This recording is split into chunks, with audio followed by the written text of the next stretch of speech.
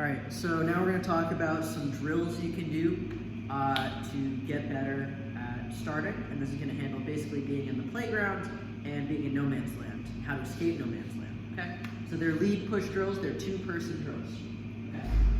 Number one is a personal favorite of mine. I love keep away. The drill's called keep away, and the goal is really simple, is to keep the other boat away. So what we'll do is the drill starts here near the boat end, and you need 2 marks for it, 2 boats, and you don't need a coach. You do not need a coach at all, although a coach can be good to give you feedback. You can even do this with just 1 mark, like a piling or something, but you do need 2 boats. Okay, so it starts here. You're going to dive around the boat end onto a starboard tack reach, okay? And we're going to reach down the line with 1 boat length separation between us, and with the bow lined up with the pusher lined up with the rudder of the leader, essentially. And when the pusher's stern passes the pin, we start 1 minute time. Okay, both boats start at 1 minute time. Now the goals here are for the leader is an on-time start, and for the pusher, the goal is either the leader doesn't start at all, or they're late, or they're early and over early, right? And so the drill ends essentially like a round ends either when the timer goes off or when someone crosses the start line. And once that happens, we will sail on port and switch. So whoever was the leader last time will now become the pusher, and we'll round the boat again, get on starboard, and then do it again. You can just like bang these out. Do 20 or 30 of them. And they're great practice for learning how to navigate and escape no man's land, so that when you're in a team race in real life, it's really not that scary. Okay, so the leader's, a tip for the leader is we want to get the pusher overlapped. Okay, if the pusher maintains their gap, then you're never going to get to the line, right? Because if they keep the gap and you go low, they can just block you from driving. If you keep the gap and you go high, they can just block you from tacking.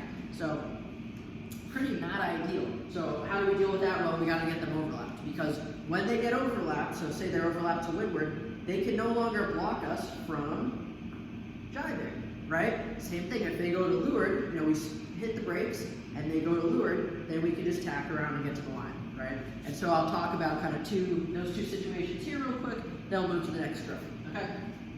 Hopefully you can see this, yeah. So, jibe out. So, marks here, number 1, we got the pusher, we got the leader. The leader decided to go upwind, right? And now the leader hits the brakes and gets really high, gets really close to the pusher. Now they're overlapped, and the pusher can't do anything to stop the leader from driving around and heading to the line, right?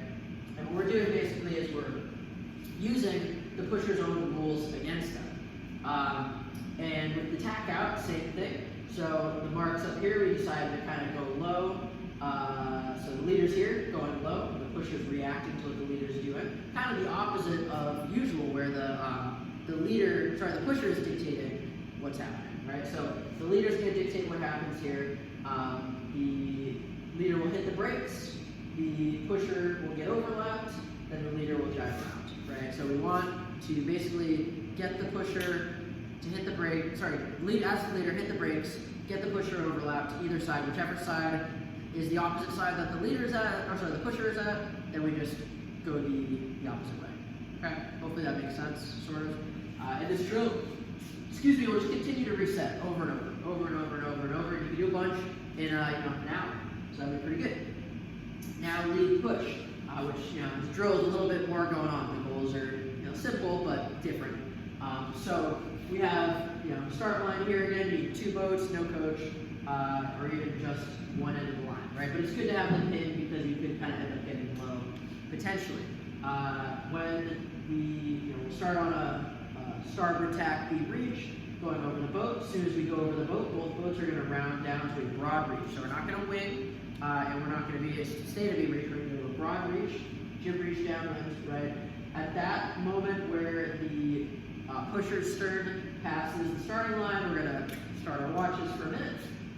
And then the pusher has to follow directly behind the leader until the leader jives. So the leader is only allowed to jive to their final approach. And the leader decides. So we go until, so it's a minute, we go until 5 seconds to go, and then the leader jives around. That's totally fine. The pusher cannot do anything until the leader jives. Now, the pusher does have a decision though. The pusher decides whether or not they tap or jive. So I have the kind of the decisions here. So if they go for the jive, you could tap around, so you end up here. The previous leader ends up down here, or you could follow them around and go for a hook, right? And it basically just depends. Or do you feel like you're early? Do you feel like you're late? As this boat up here, it's in a very powerful position. It's called pushing from above, and you can go down and start to fishtail, right? And even if you feel like you're pretty late on time, you can scoop, meaning you'll sail down and then either get right in front for the crush start or go down and go to lure, and you actually become the leader. So if it's late, maybe you want to come from above, and if you feel like we're pretty early and we have time, then we can go for a hook, right? And the tip is, pusher wants 2-to-1 time to the line.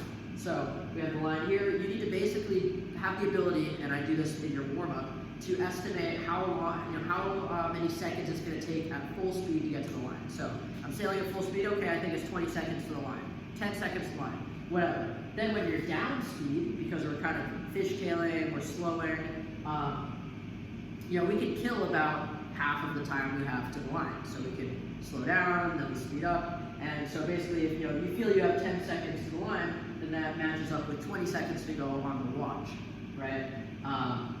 Because you can fluff your sails and slow down intermittently. As the pusher, if you feel like you are really late, then maybe you go for the push from above. And if you feel like you're really early, basically greater than the 2-to-1 ratio, then you can jive around, right? So that's how it would go, and then from there, it's kind of very similar. So the pusher's fishtailing, leader is trying to get close and either get a hook or kind of circle around. With a minute, you don't have a lot of time. So try it with a minute to go. Try it with 2 minutes. Also, it's a good way to do it.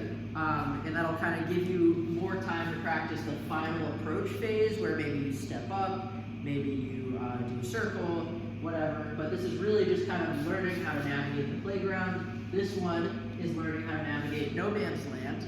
And after doing these two, you probably should feel a lot more confident in your match racing starts, so we can actually get to do some fun stuff.